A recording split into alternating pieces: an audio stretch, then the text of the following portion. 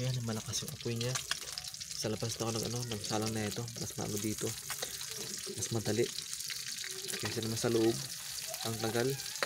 Kaya ito yung ano ko. Mas pinili ko sa labas kasi kahit iwanan mo siya, walang problema. Kaya mas okay magluto sa labas. Kaya ito na siya, hanguin ko na, alisin ko na. Lagay ko na sa lagayan. Tandaan lang para hindi mahulog. Mabuhay pa yan. Pero naluto na yan. Wala nakawala yan. Yan. Malakas yung apoy niya. Mas maganda magluto sa labas sa kahoy. At ang pinakailaw ko lang ito. Yan siya. Yan ang pinakailaw ko kasi wala pang ilaw. Ang ilaw dito kasi natatakpan sa may harap. Yung mga nakasabit na tinda. Kaya yung gamit kong ilaw ay yung lights na malaki. Pero ano naman siya, decharging. Pag malubat naman siya, pwede naman siya saksak.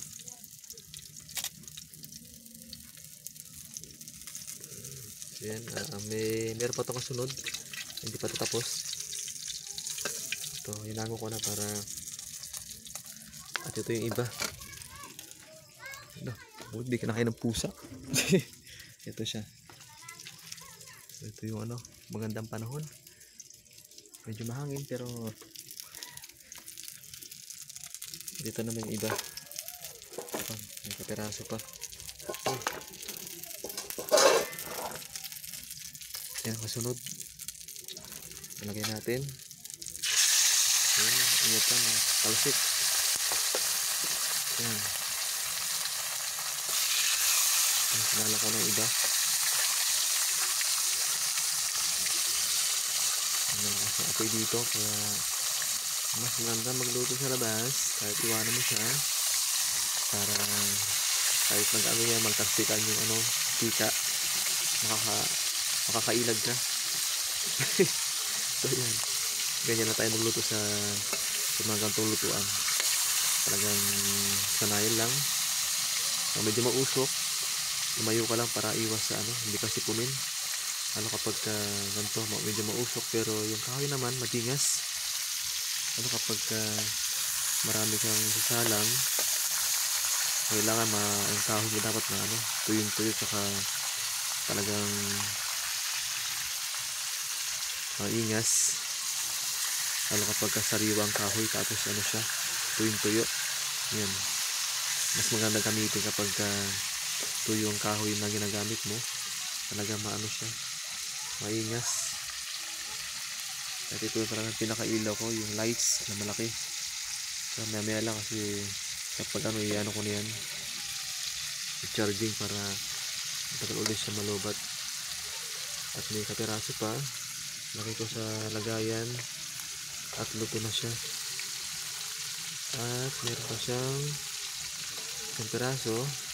Then itong mga nakasalang na bago, maghintay tayo hanggang sa maluto yung iba na yan.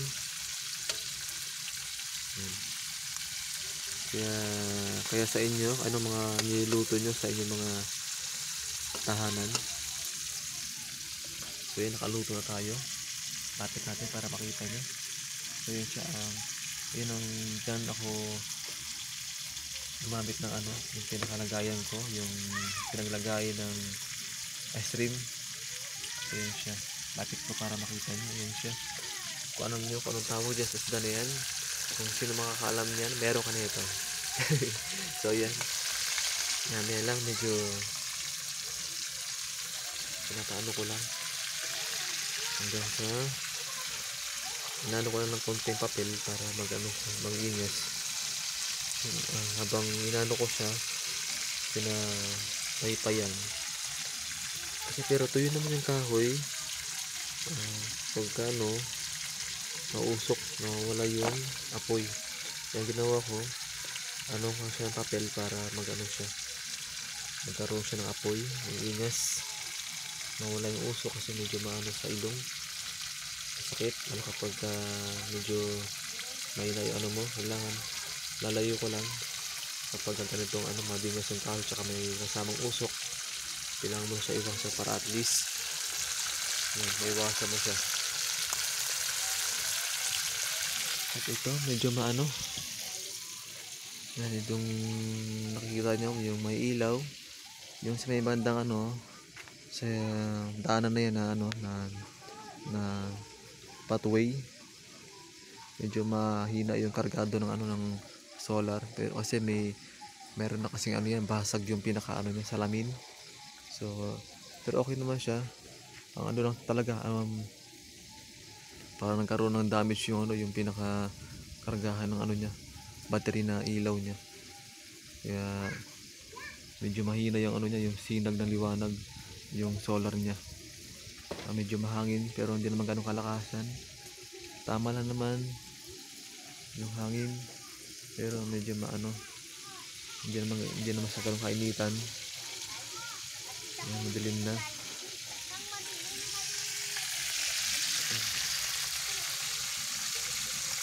So, yun siya.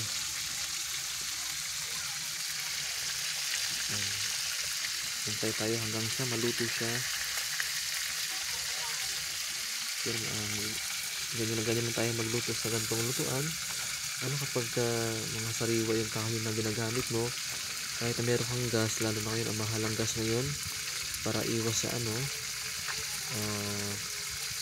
para makaano ka rin, iwas sa gantong ano, pwede kang maggamit ng gantong ano, paglulutuan ng kahoy para ano din, makatipid ka rin sa gantong, lalo na ngayon ang mahalang gas.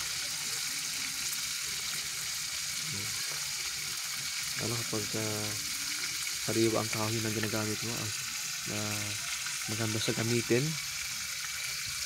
So yan yung pinakailaw ko na lights na di ano naman siya, di-charging. So mamaya pagkatapos na ito, iyan ko na siya, i-charging siya para ano, malakas uli ang kanyang ano, lights. Yun na, inaabang ko siya para hanggang sa maluto siya. Yan. Pwede ko na siya ano dyan, alisin dyan.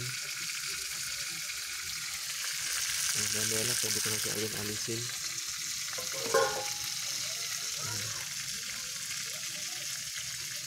Yan yung ano ko na nakapagluto na tayo ng iba. Ito na yung pinakalas. Pagkatapos na yan, then pagka ano nyan, baliskad para maluto na yung kabila. Yan. So mamaya konti, pwede ko na siya ano yun, yung baliskad para maluto naman yung kabila. Ayusin natin yung kahoy para mag ano siya, mag apoy yung sa gitna, para habang inaano mo siya, bantayan hanggang maluto yung ano niluto mo. Ayan siya. Hindi dito lang nagsalang para ano, mas okay dito, mabilis dito ano to marami.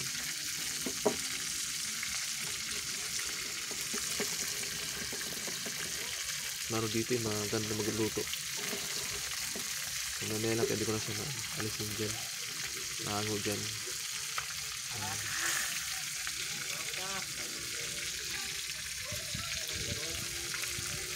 So yun siya, mamaya lang, pwede ko na siya hanguin dyan. So yan, mamaya lang, pwede ko na siya hanguin. Mabalaskarin ko na para yung kabila naman maluto. So yan na siya, malapit na.